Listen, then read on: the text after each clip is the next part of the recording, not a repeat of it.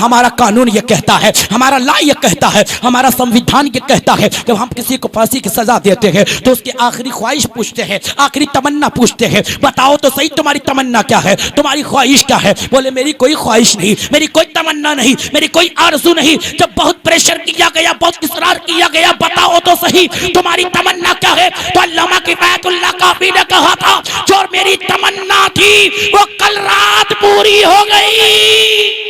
सुभान अल्लाह। बोले मतलब क्या है, दीद आका की हो जागती चश्म से, जिंदगी में मुझे और क्या चाहिए। पूछने वाले ने पूछा था, मौलाना बताओ तो सही कौन सी तमन्ना पूरी हो गई। क्या अल्लाह ने हमें आंखें दी थी, मेरी मर्जी ये थी मदीने वाले का दीदार हो जाए, कल रात मुस्तफा का दीदार हो गया। सुभान अल्लाह।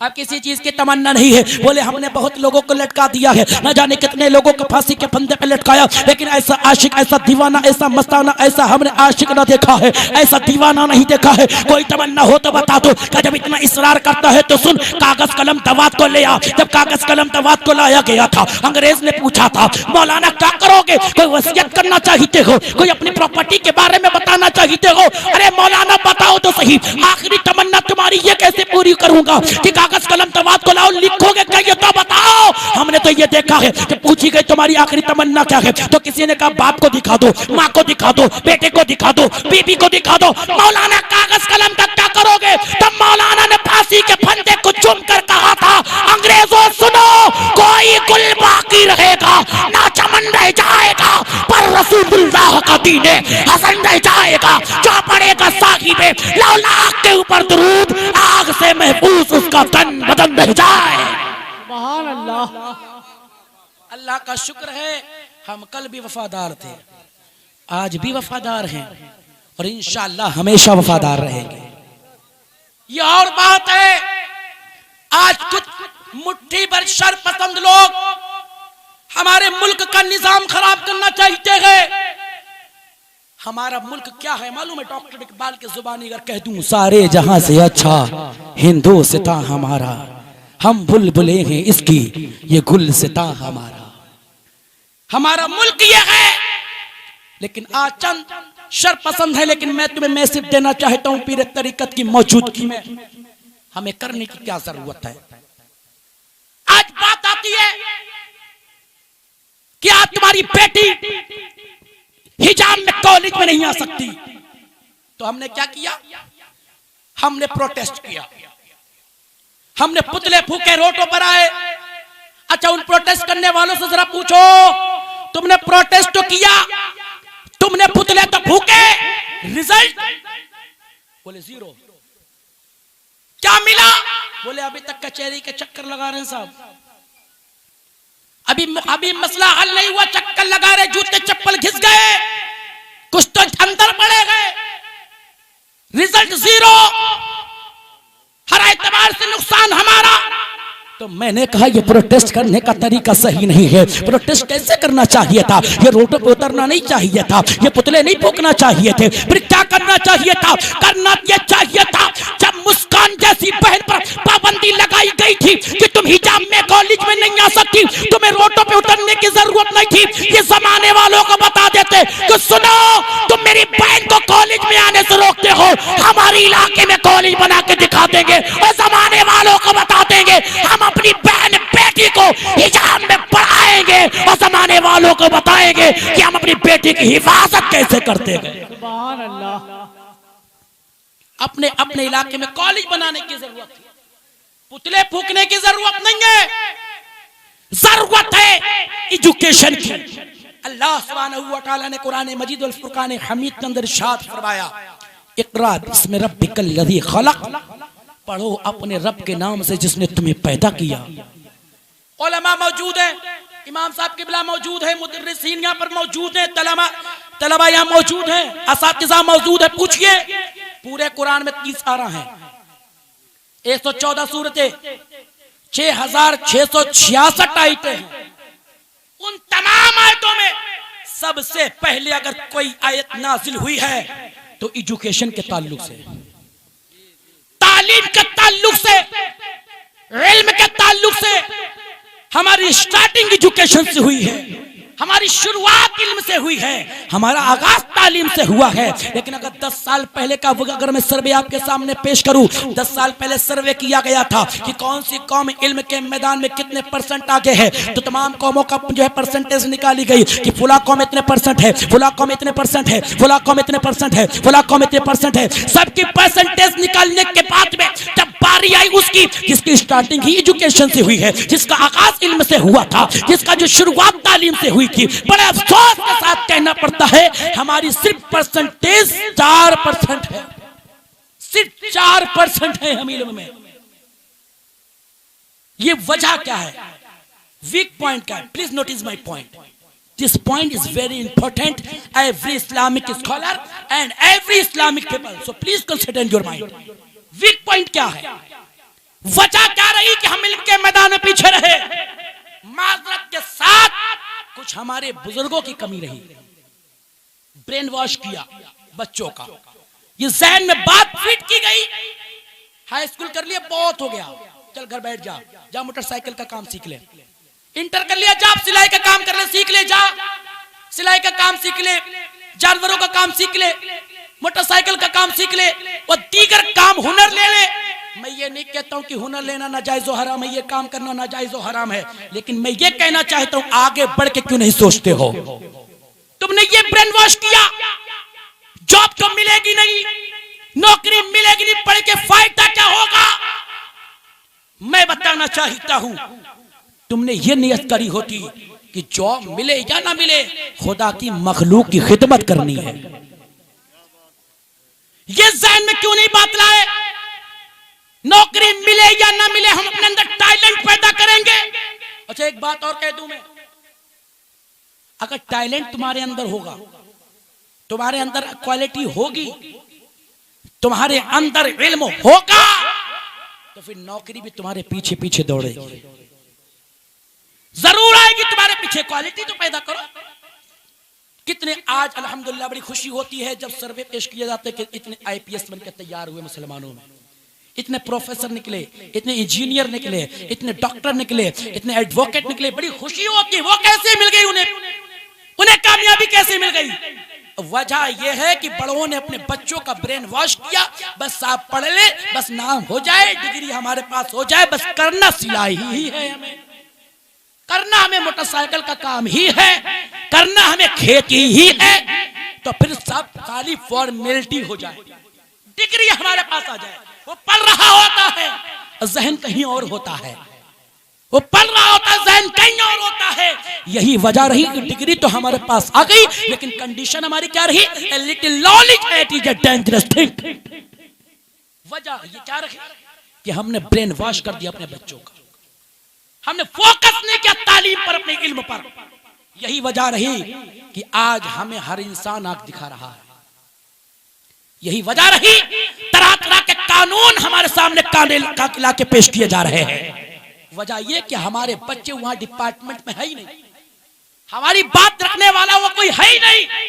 जब तुम्हारे बच्चे वहां बात रखने के लिए नहीं होंगे तो बताओ फिर क्या होगा? अच्छा एक बात बता देता हूँ, एक बात बहुत आम हो गई है, बट ट्रेंड चल रहा है कि साहब बेटियों को पढ़ाओ ताकि शादियां हो जाए, पढ़ाओगे नहीं तो शादी नहीं होगी, इसलिए अपनी बच्चियों को भेज रहा है कॉलेज में विदाउट हिजाब, दुपट्टा गले में डालकर जा रही है, चुस्त कपड़े पहन के जा रही है। वो BA कर ले, BSc कर ले, MA कर ले, बस करना क्या है? खाली पढ़ाना है। और काम क्या कराना? वही रोटी बनवानी है, वही चूल्हे पे काम करवाना है। पढ़वा रहा, BSc करा रहा है, BCom करा रहा है, MCom करा रहा है, लेकिन क्या भेज रहा है कॉलेज में? वो दिन रात मेहनत कर रहा है, मेहनत करने के बाद अपनी बहन को पढ़ा रहा है, खुद अपने आप नहीं पढ़ रहा है, खुद मोटरसाइकिल का काम कर रहा है, मजदूरी का काम कर रहा है, अपनी बहन को पढ़ा रहा है। मैं पूछना चाहता हूँ तो विदाउट हिजाब के अपनी बहन बेटी को कॉलेज में भेजता, चुस्त कपड़े पहन के तेरी बेटी घर से बाहर निकलती है, चुस्त कपड़े पहन के तेरी बहन कॉलेज जाती है, बता तो सही किस लिए पढ़ा रहा है? क्या इसलिए पढ़ा रहा है कि वह रोटी बनाना सिखाया जाएगा,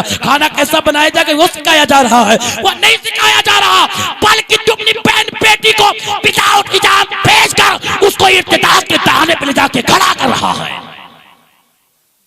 और यही वजह रही कितनी बहन बेटियां इर्तिदाद की आग में झुलस गई, कितनी बहन बेटियों के ईमान के जरा से निकल गए।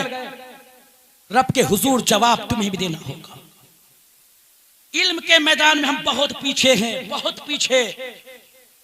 हमारे यहाँ मदारिस तो बहुत बनाए जाते हैं, बनाना चाहिए, लेकिन मैं कहता हूं इलाके में एक मदरसा बनाओ, सारे उलमा इकराम इलाके के मिलके एक मदरसा बनाए, और ऐसा मदरसा बनाए जिस मदरसे के लिंटर के नीचे जब बच्चा हाफिज कुरान बने तो इंटर की डिग्री भी उसके पास में होना चाहिए। उसी लिंटर के नीचे जब बच्चा आलिम दीन बने तो बीएससी की डिग्री उसके पास होना चाहिए। उसी लिंटर के नीचे से जब मुफ्ती दीन और मिल्लत बने बच्चा हमारा तो साथ में इंजीनियर की डिग्री भी उसके पास होना चाहिए।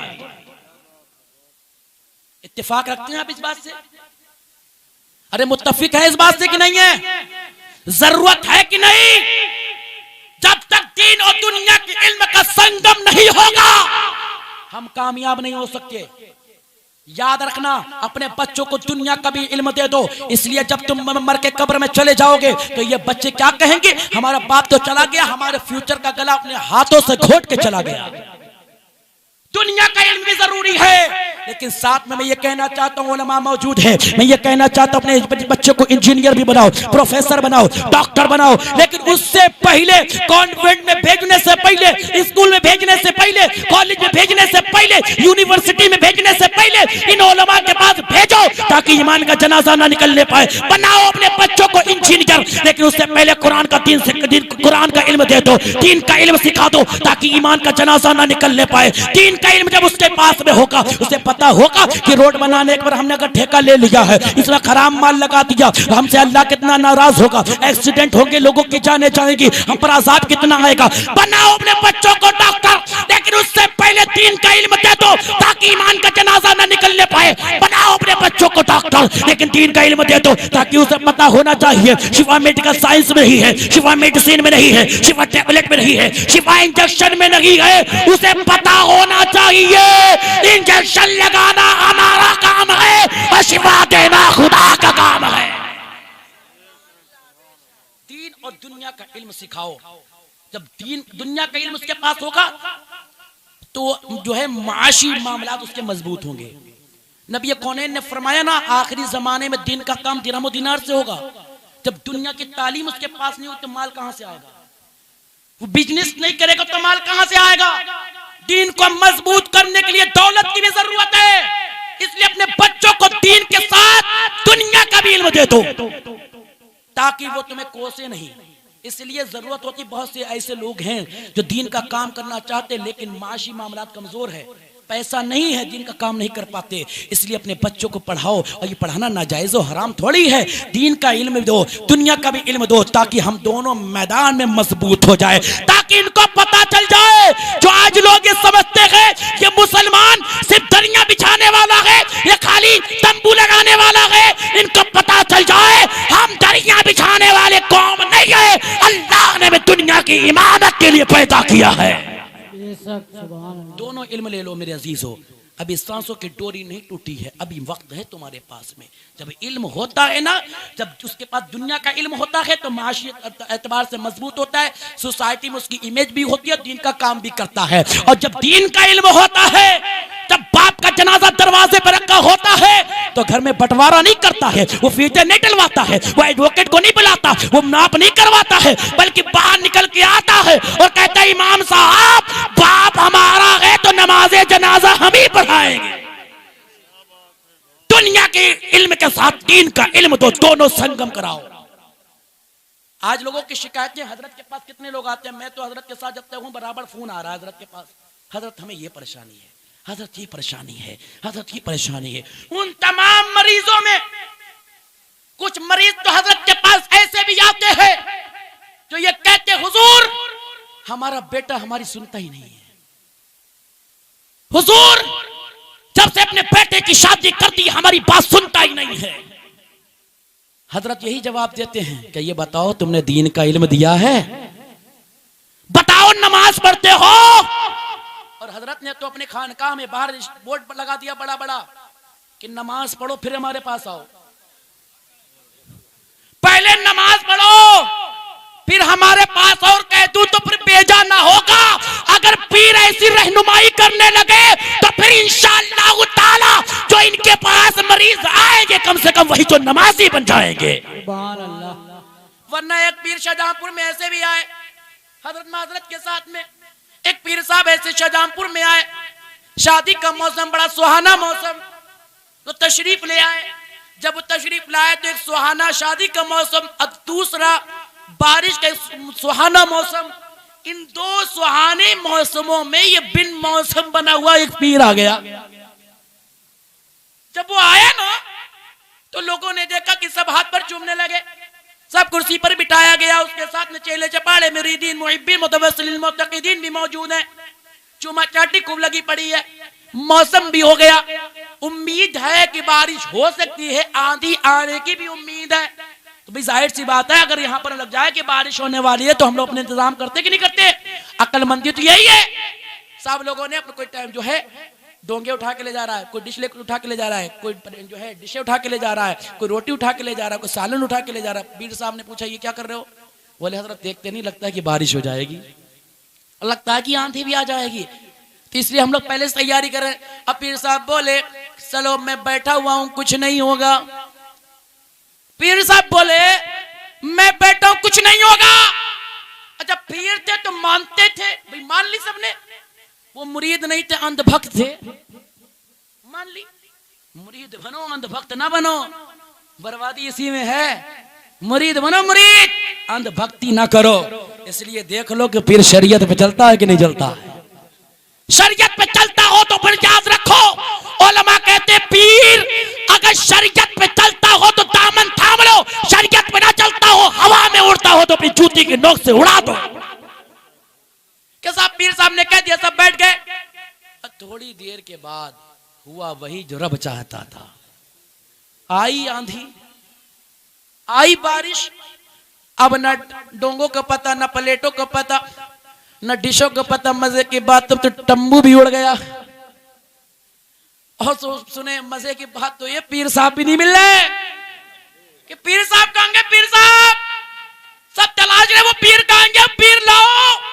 वो जो कह रहा था कुछ नहीं होगा, मैं बैठा हूं, कहाँ है? मरीदों ने मैरिज लॉन के स्टाफ रूम में बैठा दिया। आपने देखा मैरिज लॉन में स्टाफ रूम बना होता है, उसी में बैठा हुआ था। एक साहब आए, बड़े आते हुए थे, बड़े परेशान थे, बड़े जले हुए थे। पानी लिया कटोरे में और लेने के बाद पीर साहब के पास पहुंचे। पीर साहब पानी, पानी लिया, उसने पी लिया। दोबारा फिर बोले कि पहुंच गया पीर साहब पानी, दोबारा उसने फिर पी लिया। तीसरी बार बोले कि फिर पहुंच गया। बोले साहब कितना पानी पिलाओगे? अभी 2 बार पी चुका हूं। तो इंसान बोलता पीर साहब हम पीने के लिए नहीं लाए, फिर किस लिए लाए? क्या मैं इसलिए लाया था कि इसमें डूब के मर जाओ। तुम तो कह रहे थे कुछ नहीं होगा और हुआ वही जो रब चाहता था। अरे पीर कामिल अगर रफीक के मिल्लत की शक्ल में होता, अगर पीर सैयद नजीब मियां जैसा होता तो क्या जवाब देता? सुनो, कुछ लोग पहुंच गए हजरत के पास में। हजरत शाम को जलसा होना है, शाम को हमने इंतजाम कर लिया है, हम लोग इंतजाम में लगे हुए हैं। जलसा होना है, एक प्रोग्राम होना है, कॉन्फ्रेंस होनी है, अल्लाह उसके रसूल का जिक्र होना है, औलिया कामिलीन का जिक्र होना है। हुजूर ये बारिश रुकने का नाम नहीं ले रही है। लगता तो ऐसा है कि रात तक बारिश नहीं रुकेगी, अनुमान यही लगाया जाता है बारिश नहीं रुकेगी। हुजूर दुआ फरमा दीजिए, हुजूर दुआ फरमा दीजिए। अब सुनो, अगर पीर कामिल को तलाशना है तो मैं कह देता हूं, अगर पीर देखना है तो नजीब मिल्लत को देख लो, अगर पीर देखना है तो फिर चांद मियां को देख लो। सुभान अल्लाह।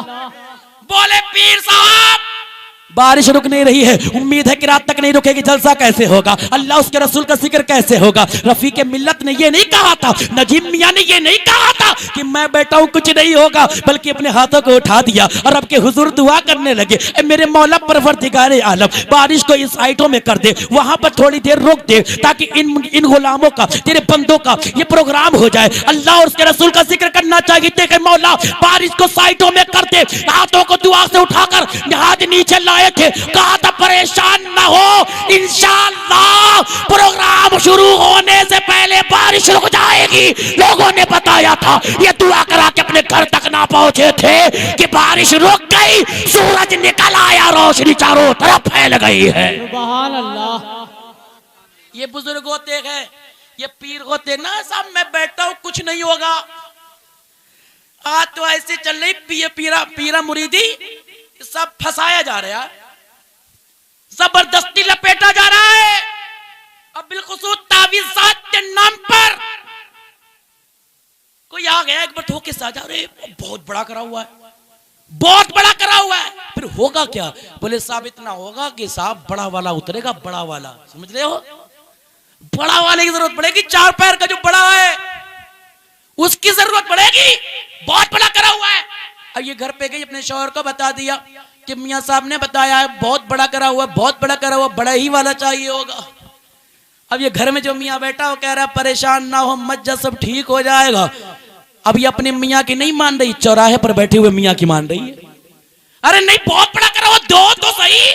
अच्छा पैसे नहीं दिए तो चुरा लिए, हमारे शौहर की तो है, चुरा लिए, चोरी करके लेके जाए पैसे, मियाँ साहब ये ले लो बस तो हमारा ये खत्म हो जाए। कुछ दिनों के बाद फिर पहुंच गए, मियाँ खत्म ही ना हुआ, काम तो मेरा हुआ ही नहीं। तो मियाँ भी कह रहे मेरा तो हो गया। ये मियाँ है, मियाँ जो तावीज़ात के नाम पर लूटा जा रहा है। हाँ, अगर तावीज देने वाला चांद मियाँ जैसा शख्सियत हो, नजीम मियाँ जैसी शख्सियत हो, अमीन मिल्लत जैसी शख्सियत हो, हाँ तावीज देने वाली जात मुफ्ती आज़म आलम इस्लाम जैसी जात होगी, कसम खुदा की जुबान से जो कलिमे निकलेगी खुदा कबूल कर लेगा। सुभान अल्लाह। यही हुआ। हजरत अमीन मिल्लत फरमाते हैं कि एक मर्तबा मेरे पर बहुत बड़ा किसी ने लगता जादू करा दिया, बहुत बीमार रहता था, परेशान रहता, मेरी बात की तायद हजरत किबला करेंगे, ऐसा लगता कि जादू करा दिया गया। आपके वालिद मोहतरम हजरत के पीरो मुर्शिद अहसनुल उलमा फरमाते हैं अमीन मियाँ तुमने बड़े आमिलों को दिखा लिया, उलमा को दिखा लिया, हुफाज को दिखा लिया, कुर्रा को दिखा लिया, खुतबा को दिखा लिया, अइम्मा को दिखा लिया, सबको दिखा दिया। अब ऐसा करो अपने पीर नाहिबे गौसे आजम शहजादे आला हजरत हुजूर मुफ्ती आज़म आलम इस्लाम के पास चले जाओ। क्या ठीक है हुजूर, अब वहीं जाएंगे। एक आपने खत लिखा, खत लिखने के बाद अमीन मिल्लत को दिया कि जाओ अपने पीर और मुर्शिद के पास चले जाओ। हुजूर अमीन मिल्लत फरमाते हैं कि मैं बरेली शरीफ आया और आने के बाद में खादिम से मुलाकात हो गई और वो खत दे दिया कि जाओ मुफ्ती आज़म आलम इस्लाम को दे दो। वो खत पहुंचाया गया है। जब हुजूर मुफ्ती आज़म हिंद ने खत को देखा है तो अपने खादिम से कहा है कि शहजादे बाहर खड़े हैं, अंदर लेके चले आओ। शहजादे बाहर खड़े हैं, शहजादे को अंदर लाया गया है। अमीन मिल्लत फरमाते हैं कि मैंने देखा हुजूर मुफ्ती आज़म हिंद तशरीफ फरमा है, मुलाकात हुई, मुलाकात करने के बाद में अपनी मैंने बात को रखा है और रखने के बाद फिर सरकार मुफ्ती आज़म हिंद ने एक पानी का तशला मंगाया है, पानी का तशले को आगे रखा है और रखने के बाद में सरकार मुफ्ती आज़म आलम इस्लाम ने कुछ पढ़ा और पढ़ने के बाद पानी पे दम कर दिया, फिर वो चुल्लू में लिया, पढ़ने के बाद पढ़ा, पढ़ने के बाद दम किया और सरकार का हुजूर मुफ्ती आज़म आलम इस्लाम ने अमीन मिल्लत के चेहरे पे छींटे मारी, फिर पढ़ा, फिर मारी। जितने बार पढ़ के छींटे मारते वो बूंदे पानी में गिरती, रंग बदलता जाता, कभी लाल होता, कभी पीला होता, कभी गुलाबी होता, कभी नीला होता, रंग बदलता जाता। फिर एक वक्त ऐसा भी आया पानी अपनी शक्ल अख्तियार कर लेता है, असली सूरत में आ जाता है। मुफ्ती आज़म हिंद फरमाते हैं ऐ शहजादे काम पूरा हो चुका है। फिर 3 तावीज़ दिए थे, तावीज़ देने के बाद कहा था शहजादे एक गले में डाल लो, एक हाथ में बांध लो और पानी में डाल के इसको पी लेना। अमीन मिल्लत फरमाते हुजूर अगर इजाजत दो तो मैं एक ही जगह इसको बांध के गले में डाल लूं। तो मुफ्ती आज़म हिंद फरमाते शहजादे जैसा चाहो कर लो, चाहे गले में डालना चाहे तो गले में डाल लो। अब अमीन मिल्लत कहते हैं सरकार मुफ्ती आज़म इस्लाम ने जो तावीज़ दिया था वो मैंने गले में डाला। वो जमाना और आज का जमाना है, जो परेशानी पहले थी अभी तक नहीं हुई है। मुझे कहने की इजाजत दी जाए निगाहे वली में वो तासीर देखी बदलती हजारों की तकदीर दे। सुभान अल्लाह। अगर ऐसे बुजुर्ग हो तो तावीज़ बिला शक व शुबा ले लो जाके। चांद मियाँ जैसी जात अगर मौजूद हो तो फिर तावीज़ नहीं आई, खाली दुआ करते हैं ऐसी काम हो जाए। लेकिन लोग कहते हैं तावीज़ देते, तावीज़ देते तो हजरत भी दिल रखने के लिए तावीज़ देते। मैं तो समझता हूँ हजरत जब हाथ उठा देते तो अल्लाह ऐसी काम पूरे कर देता। अगर कोई इसको नाजायज के तावीज़ को तो मैं इतने दलाइल देने के लिए तैयार हूं, इतने दलाइल उसके सर पे ला दूंगा वो उठने के लायक भी नहीं रहेगा। वो तो मौका नहीं, मेरी बात चल रही थी। मैं आपको बताना चाहता हूँ मेरे अजीजों अपने अंदर इल्म पैदा करो। आज हजरत के पास लोग आके कहते हैं बेटा मेरी बात नहीं सुनता है, मेरा बेटा मेरी बात नहीं मानता है। ये हमारी माँ और बहनें, भोली भारी माँ और बहनें सर पे दुपट्टा ओढ़ा चौराहे पर पहुंच गई, मियाँ के पास जाके कहने लगी है मियाँ मेरी बात तुम लड़का, मेरा बेटा बात नहीं मानता है, मेरी बात नहीं सुनता है। मियाँ हुजूर को तावीज़ दे दो, ये तावीज़ के नाम पर लुट रही है लेकिन इन्हें मालूम नहीं है अल्लाह तबारक व तआला ने सबसे स्ट्रॉन्ग तावीज़, सबसे बेहतरीन तावीज, सबसे आला तावीज, सबसे अच्छा तावीज कुरान की शक्ल में से दे दिया था, जिसको इन्हें कुरान को ताक में सजा कर रखा है। रमजान में अम्मा अब्बा के मर जाने पर 40वें के मौके पर ये पढ़ लेती है। सुनो, ये खालिस रमजान में या अम्मा के मर जाने पर पढ़ने वाली किताब नहीं है। अगर बीमारी घेर ले तो चंद आयतें कुरान के पढ़ ले और पानी बदम करके मरीज को पिला दे। खुदा की कसम, चाहे डॉक्टर की डॉक्टरियत का जनाजा निकलता है, वहीं से कुरान की शिफा का आगाज होता है। ये काम करने की जरूरत है और अपने बच्चों को पढ़ाने की जरूरत है। दोनों इल्म अपने बच्चों को दे दो। जब दोनों इल्म तुम्हारे बच्चों के पास होंगे, जब दीन का इल्म उसके पास होगा, तुम्हारी अजमत को समझेगा, दीन को समझेगा। दुनिया का इल्म होगा तो कारोबार करके पैसा कमाएगा और दीन के काम में लगाएगा। इसलिए दोनों का इल्म बहुत जरूरी है।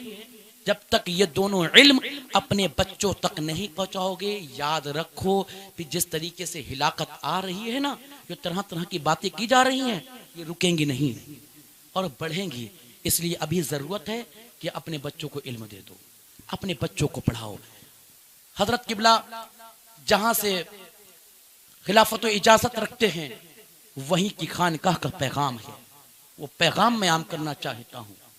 आधी रोटी खाएंगे, बच्चों को पढ़ाएंगे, ये नारा होना चाहिए। और नारे के साथ साथ में यही मिजाज मिशन होना चाहिए कि आधी रोटी खाएंगे, बच्चों को पढ़ाएंगे ना। सब लोग इंशाल्लाह पढ़ाएंगे। कितने लोग पढ़ाएंगे, जरा हाथ उठाएं। कितने लोग पढ़ाएंगे? बस इतने ही लोग, बाकी लोग नहीं पढ़ाएंगे या नहीं पढ़ेंगे? अभी पढ़ लो, वरना याद रखना जितना जमाना तब्दील हो रहा है वो उतना ही खराब हो रहा है। इसलिए अपने बच्चों को जरूर पढ़ाओ। अल्लाह से दुआ है कि हम और आप खूब दीन और दुनिया का इल्म पढ़ें और लोगों को पढ़ाएं। गौसे आजम खुद फरमाते हैं, दरस्तुल इल्मा हत्ता सिरतु कुतुबन, मैं इल्म हासिल करता रहा हत्ता के कुतुब बन गया। इसलिए आप भी इल्म हासिल करें और सरकार गौसे आजम के नाम से सिर्फ 11वीं के डेगे ना उतारें, बल्कि उनकी जिंदगी पर भी अमल करें ताकि हमारे काम आ जाए। अल्लाह सुब्हानहू व तआला मेरे बोलने में शरई एतबार से अगर जो अगलात हुए, मौला उसे माफ़ फरमा दे। आइंदा इस्लाह की तौफीक रफ़ीक अता फरमा। अस्तगफिरुल्लाह रब्बी मिन कुल्लि ज़ंबिन व अतूबु इलैह व मा अलैना अल बलाग। अस्सलामु अलैकुम व रहमतुल्लाह।